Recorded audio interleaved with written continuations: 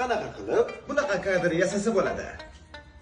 Birinchi navbatda telefonni qimirlamaydigan holatda bitta kadrda statichniy qilib qo'yib olamiz va o'rtada zazor qoldirgan holda ikkinchi qiyofadoshingizni qo'yish uchun joy qoldirib, birinchi holatda videoga olasiz. Va birinchi holatda o'ynab bo'lganingizdan keyin telefonni qimirlatmagan va iloji boricha o'chirmagan holda ikkinchi qiyofadoshingizni birinchi o'ynagan rolingizni vaqtiga qarab pauzani ushlaysizda, keyin ikkinchi qiyofadoshingizni xuddi o'sha iloji boricha ko'zini uroviniga, yuzini uroviniga qarab o'ynasangiz, jonliroq, xuddi rostdan ikkita odam gaplashayotgandek qilib ko'rsata olasiz. Undan keyin eng muhim joyi olib bo'lgan videoingizni xohlagan prilojeniyaz, xohlasangiz CapCut, xohlasangiz Ven, xohlasangiz InShot. Men ko'proq InShotdan foydalanganim uchun InShotga qo'yib ko'rsatib beraman. Videoda ko'rib turganingizdek, ortiqcha vaqtlarni kesib tashlagan holda birinchi qiyofadoshingizni gapini boshidan oxirigacha qoldirasiz. Endi navbat ikkinchi qiyofadoshingizga keladi. Uni ham gaplarini birinchi qiyofadoshingizning gapiga moslab pauza ushlagansiz-ku, ikkinchi qiyofadoshingizda o'shani pauzalari bilan birga kesib olasiz. Va sizda ikkita tayyor kesilgan video hosil bo'lgandan keyin переключить bosib, bu yoki u videoni tepaga o'tkazib olamiz.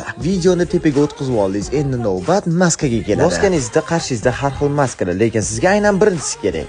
Liniya chiqdi. Endi siz u liniyani o'zingizga moslab to'g'irlab olasiz. Chizuvni o'rtasidagi dumaloq oq narsa bu xirali urvini. Uni bosib o'ngga chapga qilsangiz, ikkita bo'lingan kadr o'rtasidagi o'ynagan soya va svetlarni yedirib olasiz. Xullas, deyarli montajingiz tayyor. Tepadagi kadrni boshi va oxiridagi ortiqcha kadrlarni kesib olib, saqlanib qilsangiz bo'ldi. Endi bitta o'zingizga zo'rg'a chidayotgan odamlar kadrda sizni ikkitaligingizni ko'rib tomi ketishadi. Qanaqa qilib bunaqa kadr yasasa bo'ladi? Montajdagi yana ham ko'proq fishkalarni bilmoqchi bo'lsangiz, Telegram kanalimga o'tish esdan chiqmasin. Aytgancha, musiqa va zvuklar ham bor.